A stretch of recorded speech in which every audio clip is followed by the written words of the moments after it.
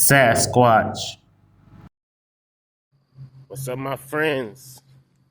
Today, we got to talk about Bigfoot. Who is Bigfoot and what is Bigfoot's place in the world?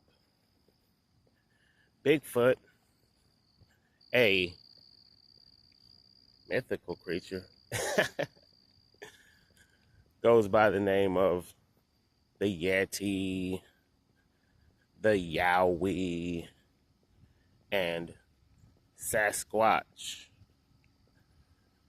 But for spiritual purposes, we are going to call them the Shaggies. So the Bigfoot or the Shaggy or whatever you want to call him is a spiritual creature. His whole purpose is to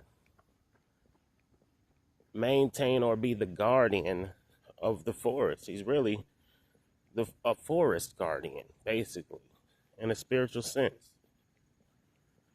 The problem is that there's a lot of deforestation going on in the world. Man, for profit, once again, is destroying the earth. And he continues to destroy the earth for profit, cutting down all the trees, taking away the oxygen from the creatures of Mother Earth, even oxygen from himself. But greed is making them do this. And we know that only the evil ones are doing this.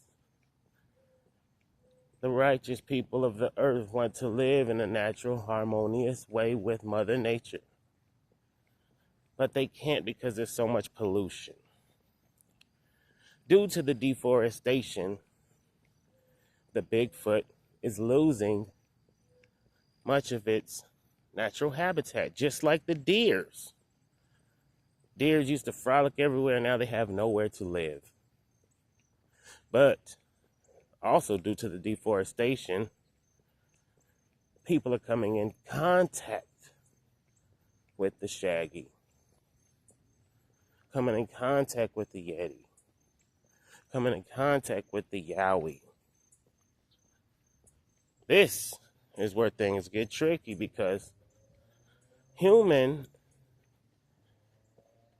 also is a spiritual creature, but the devil, or we're going to just say the devil for now, but evil is doing a number on the human being. Evil is trying to take away the human being's spirituality. The human being, man and woman, is in a constant battle between good and evil. This is a spiritual battle. So remember, stay righteous because you will lose your soul to evil or Eastfit if you are too weak. But once again, this is a spiritual battle. So remember, the Bigfoot is a spiritual creature. Keep this in mind. That's why they can communicate to you on a higher spiritual level. They don't even need a language. They can speak to you telepathically. They do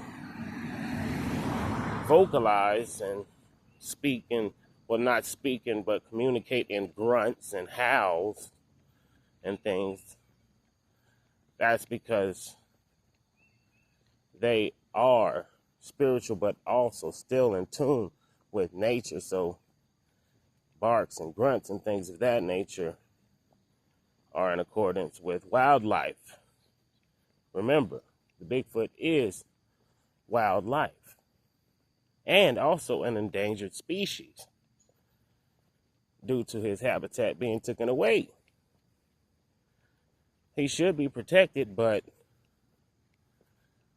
the government won't tell you that he's real, because if he acknowledges that's real, he would have to acknowledge the fact that he's a spiritual creature. And also he would have to acknowledge the fact that his religion doesn't make any sense. And also he would have to acknowledge the fact that the whole evolutionary process that they gave you of man makes no plausible sense whatsoever. None. I mean, none.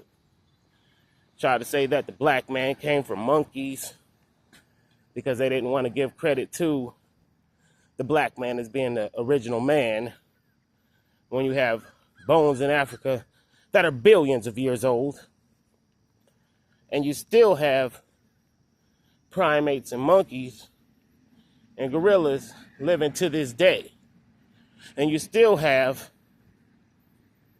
Bigfoots living to this day, and you still have Homo sapiens to this day. So if it was evolution, why do they all still coexist? It makes no plausible sense.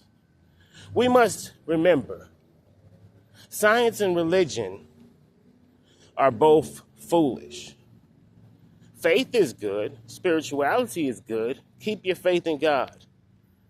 Keep your spirituality. Never lose your spirituality. But those books written by man make no plausible sense when it comes to spirituality. Spirituality blows everything out the water. Truth blows everything out the water. The Bigfoot defies all scientific logic. Because here you have someone that they said is like a monkey. But then you had someone that they said is like a man. But then you had someone that is spiritual. But then they said he's not spiritual. They said he's primal. Make it make sense. It don't make sense because it's all lies they told you. Now, back to the deforestation. Before all the land was took, you had many Bigfoot all over the world, North America included. We'll give you a story. The tale of a man we're going to call Rob. Rob grew up as a boy in the 70s. Rob lived right next door to the Bigfoot. A whole family of Bigfoot. Whole family. Rob, before they knew what Bigfoot was or there was any words for him or anything, the native people in that neighborhood called the Bigfoot the naked men. Rob said that the naked men would go all the way up to his fence. And his mama would say, Rob, get over here, get back away from the naked man. Stay away from the naked man. And Rob said that there was women in the pack, men in the pack, and children in the pack. You had whole families of the naked men. Now, Rob would say that this was the 70s while there was still a lot of woods. Now, Rob would say now, in 2024, there ain't no woods left in that area, and it's all stores and things. This is why you don't see the Bigfoot. Peace out, y'all. I'll holler at y'all later.